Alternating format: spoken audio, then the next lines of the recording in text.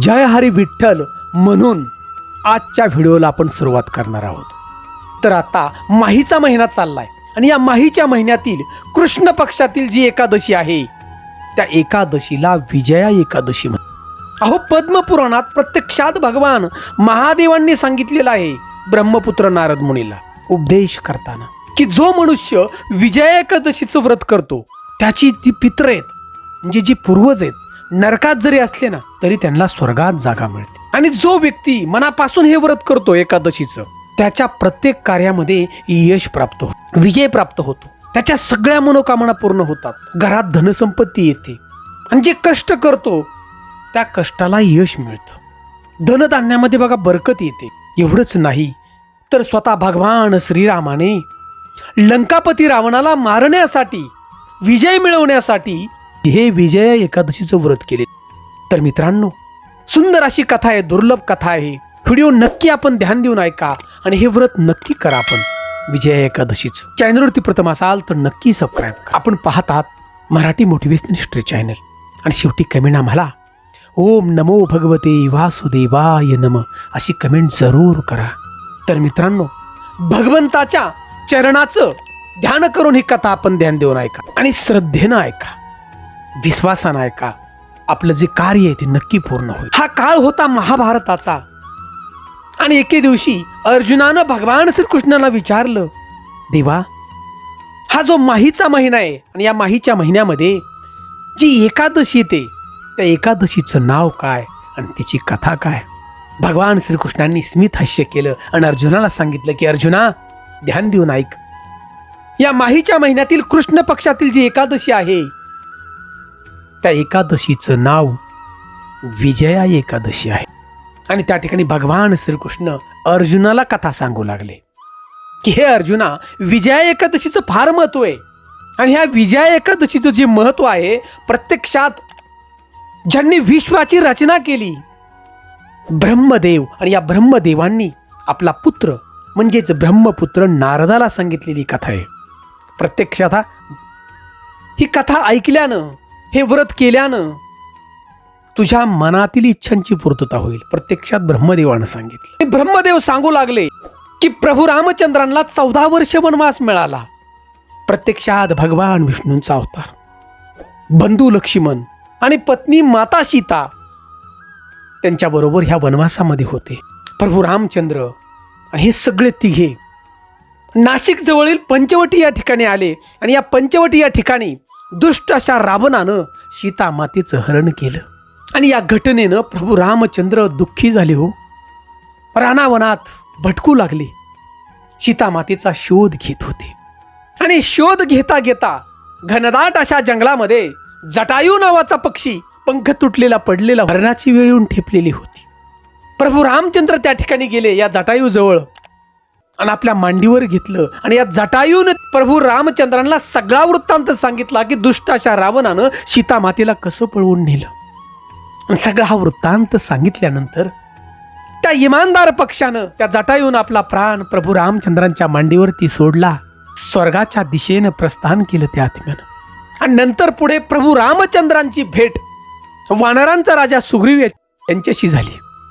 सुग्रीवांचा सेनापती सर्व शक्तिमान हनुमंत. नंतर हनुमंतानं उड्डाण करून लंकेमध्ये गेले आणि त्या ठिकाणी सीता मातेचा शोध घेतला. आणि शोध घेऊन सगळा हा वृत्तांत परत येऊन प्रभू रामचंद्रांना सांगितलं. आणि नंतर प्रभू रामचंद्रांनी वानरांचा राजा सुग्रीव यांची सहमती घेतली की तुम्ही आम्हाला युद्धामध्ये मदत करता का? सगळी वानर सेना प्रभू रामचंद्रांनी घेतली आणि या लंकेच्या दिशेनं प्रस्थान केलं बघा युद्धासाठी. परंतु मध्ये भव्य असा समुद्र लागला की आता हा समुद्र पार करावा तरी कसा? आणि त्यावेळी प्रभू रामचंद्र आपले बंधू लक्ष्मणाला त्या ठिकाणी म्हणाले की अरे लक्ष्मणा, हा भव्य असा सागर, या भव्य असणाऱ्या या सागरामध्ये अनेक प्राणी, अनेक पाण्यातील जीव मोठमोठे राहणारे, आणि असं असताना आपला हा समुद्र पार आपण कसा करायचा आणि या रावणाला शासन कसं द्यायचं आपण? आणि त्यावेळी बंधू लक्ष्मण त्या ठिकाणी म्हणाले की हे प्रभू, आपण आदिपुरुष आहात, अखंड विश्वाचे मालक आहात, भगवान विष्णूंचा अवतार आहात, तुम्हाला तर सगळं माहीत आहे. परंतु मी आपल्याला सांगतो की हे प्रभू, या समुद्रापासून आधा योजनांतरावरती कुमारी दीप नावाचं एक बेट आहे आणि या बेटावरती वकतालभ्य मुनींचा आश्रम आहे आणि या ऋषींना पूर्ण ब्रह्मज्ञान आहे आणि हे ऋषी आपल्याला विजयाचा उपाय नक्की सांगतील. आता हे सगळं ऐकून प्रभू रामचंद्र आपल्या बंधूबरोबर वकतालभ्य यांच्या आश्रमाकडे गेले. आता प्रभू रामचंद्र म्हणजे प्रत्यक्षात भगवंताचा अवतार.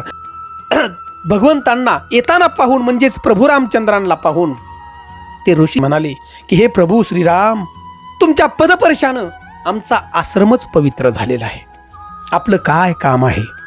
प्रभू रामचंद्रांना त्या ठिकाणी हा सगळा वृत्तांत सांगितला की पत्नी सीता अपहरण केलं या दुष्ट रावणानं आणि या रावणाला शासन आम्हाला द्यायचंय.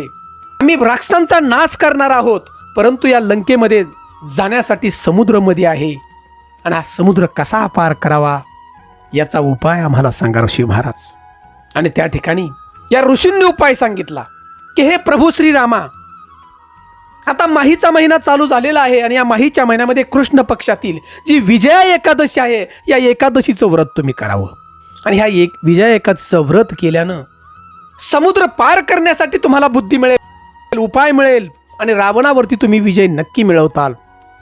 फक्त विश्वासानं या विजया एकादशीचं व्रत करा. आणि एवढंच नाही तर या व्रताचा महिमा सुद्धा सांगितला. हे व्रत करावं कसं सांगितलं? ऋषी वकतालभ्य यांनी प्रभू रामचंद्रांना सांगितलं की सकाळच्या पारी लवकर उठून कलश घ्यावा, मातीचा असू द्या किंवा तांब्याचा असू द्या, आणि हा कलशामध्ये पाणी भरून या कलशाच्या खाली 7 प्रकारचं धान्य ठेवावं, त्याच्यावरती कलश ठेवावा आणि वरती 5 प्रकारची पानं झाडांची आणि भगवान श्री हरिविष्णूंची प्रतिमा आणि तुमच्या मनातली इच्छा व्यक्त करून ओम नमो भगवते वासुदेवाय नमः, ओम नमो भगवते वासुदेवाय नमः या मंत्राचा जप करावा. लक्षात घ्या, प्रभू रामचंद्र म्हणजे भगवान विष्णूंचा अवतार. त्यांना एवढंच नाही तर इष्ट देवतेचं त्या ठिकाणी नामस्मरण करण्यास सांगितलेलं होतं. ओम नमः शिवाय, ओम नमः शिवाय असा सगळा हा जप त्या ठिकाणी प्रभू रामचंद्रांनी समुद्राच्या काठावरती केला आणि समुद्र देवताही त्या ठिकाणी समुद्रातून बाहेर आली आणि प्रभू रामचंद्रांना सांगितलं की हे प्रभू, हा समुद्र आटवण्याची तुम्हाला गरज नाही. तुमच्याच सेनेमध्ये नल आणि नील नावाचे 2 वानर आहेत, त्यांचा हात लागला तर दगड बुडणार नाही. हे व्रत तर केलंच, परंतु अशा प्रकारे समुद्र पार केला भगवान श्रीरामांनी आणि दुष्ट अशा रावणाचा वध केला आणि संपूर्ण विश्व भयमुक्त केलं. तर अशा प्रकारे हे विजया एकादशीचं व्रत आपण करा, नक्की करा, ध्यान देऊन. कारण एकादशी म्हणजे प्रत्यक्षात भगवंताच्या शरीरातून आलेली देवी बघा. आणि वचन तसं भगवंताच्याकडून घेतलेलं आहे की जो व्रत करील, हा उपवास करील मनापासून, जो भगवंताचं नामस्मरण करेल तुमचं, त्याच्या मनातली इच्छा मी पूर्ण करेल. प्रत्यक्षात भगवंताने सुद्धा वचन दिलेलं आहे आणि विश्वासानं भगवंताचं चरण डोळ्यासमोर ठेवून हे व्रत आपल्याला करायचे. लक्षात घ्या, तुम्ही जीवनामध्ये जे कष्ट मेहनत करताय ना, त्याला यश मिळेल तुम्हाला. जी धनसंपत्ती तुमच्याकडे कष्टानं मिळणारी, लक्षात घ्या किती असू द्या, त्याच्यामध्ये बरकत तुम्हाला मिळेल. ज्या वेळेला बरकत असते त्याच वेळेला एक समाधान त्या घरामध्ये असतं. म्हणून मित्रांनो, आमच्या पंढरीच्या पांडुरंगाचे सगळे वारकरी बांधव आमचे भक्त एकादशीचं व्रत हे करतात बघा. वर्षामध्ये येणाऱ्या सगळ्या एकादशीचे व्रत करतात, म्हणून ते समाधान असतं त्यांच्या चेहऱ्यावरती. तर मित्रांनो, सुंदर अशी कथा जर आपल्याला आवडली असेल तर ओम नमो भगवते वासुदेवाय नमः अशी आम्हाला कमेंट जरूर करा. जय हिंद, जय महाराष्ट्र.